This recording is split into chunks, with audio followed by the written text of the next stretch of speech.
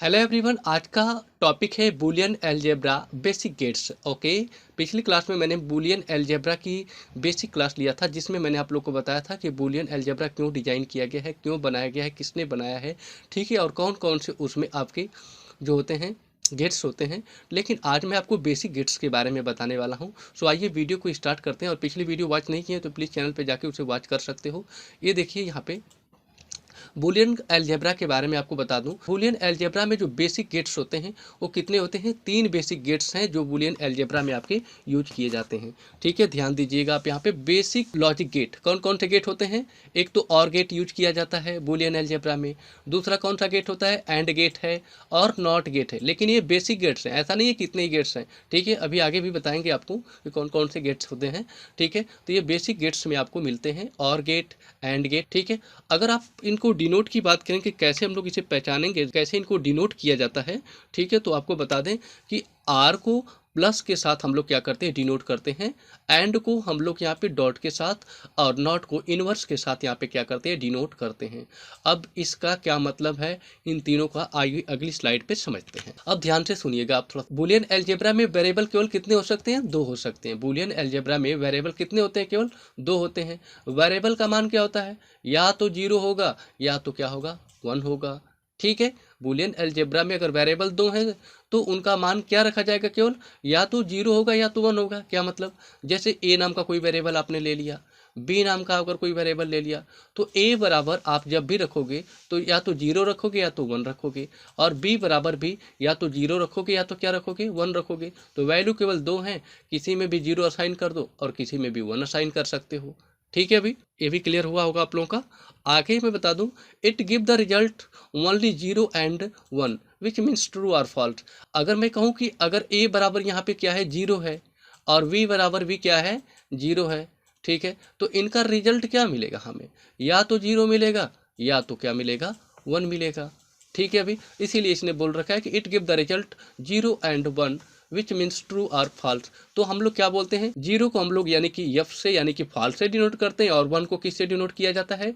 True से। Okay, so I hope ये clear हुआ होगा आप लोग का। आइए देखते हैं आगे।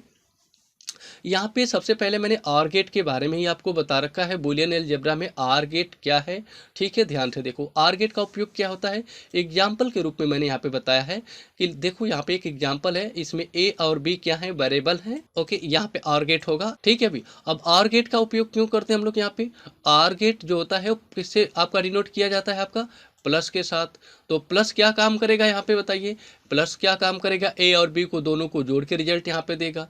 ठीक है, तो और गेट में क्या होता है? ए और बी में जो भी वैल्यू असाइन होंगी उनको जोड़ने का काम यहाँ पे किया जाता है। तो ए और बी में वैल्यू क्या असाइन होंगी? या तो 0 असाइन होगा ए में, और बी में क्या असाइन हो जाएगा? 1 हो जाएगा।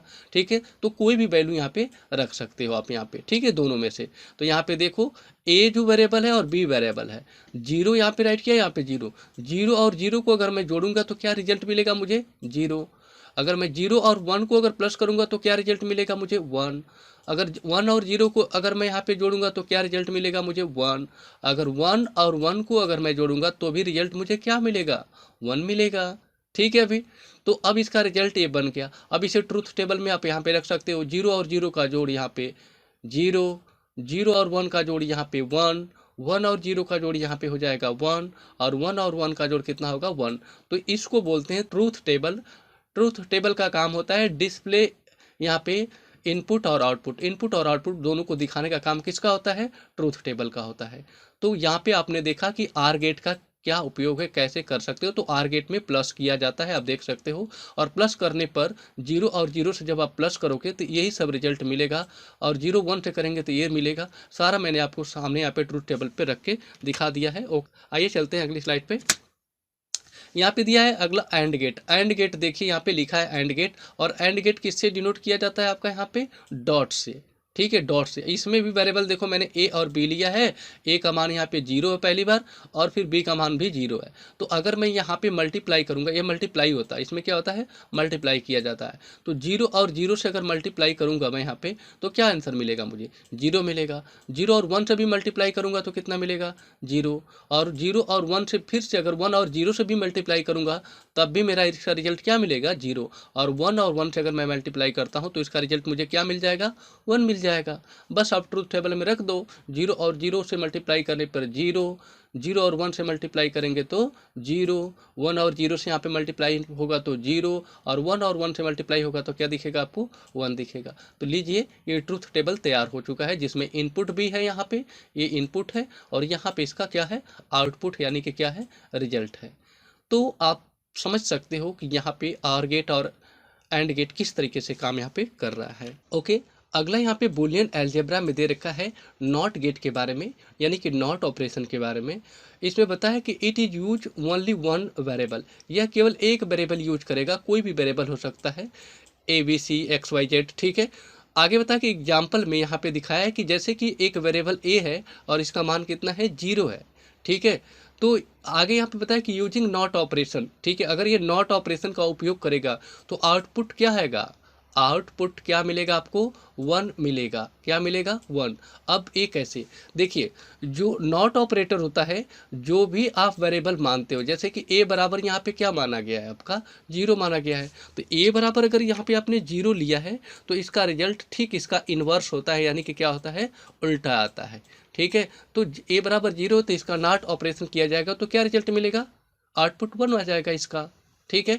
ठीक इसी तरह से दूसरे एग्जांपल में दिखाया है कि यदि एक देख सकते हो, ये बराबर यहाँ पे 1 लिखा गया है, और अगर मैं यहाँ पे नॉट ऑपरेशन के साथ इसका अगर रिजल्ट निकालूं तो a बराबर 1 है, तो ठीक इसका रिवर्स यानी कि ठीक इसका उल्टा क्या हो जाएगा आपका, नॉट ऑपरेटर में इसका जो a का मान आएगा वो कितना आ जाएगा, इसका आउटपुट क्या मिलेगा, 0 मिलेगा। यहाँ पे 1 राइट किया गया, लेकिन कितना मिलेगा आपको, 0। जो भी आप वेरिएबल में लेते हो उसका ठीक इन्वर्स देता है। जैसे 0 लिया था तो क्या रिजल्ट मिला था आपको, 1, तो 1 लेंगे तो क्या रिजल्ट मिलेगा आपको, 0 मिलेगा, ठीक है।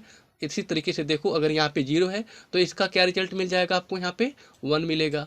ए भी 0 है तो इसका रिजल्ट क्या मिलेगा आपको, 1 मिलेगा। अगर ये 1 है तो इसका रिजल्ट क्या मिलेगा, 0 नॉट ऑपरेटर के साथ, और ये 1 है तो इसका उल्टा क्या हो जाएगा, 0, ठीक है। तो ट्रुथ टेबल के अकॉर्डिंग अगर आप नॉट ऑपरेटर को दिखाना चाहते हैं तो आप यहाँ पे ऐसे दिखा सकते। सो आई होप आप लोग को बूलियन अलजेब्रा में और एंड और नॉट गेट समझ में आ चुका होगा। सो वीडियो अच्छी लगी हो तो प्लीज़ चैनल को सब्सक्राइब कर दीजिएगा, साथ में बेल आइकन को हिट कर दीजिएगा।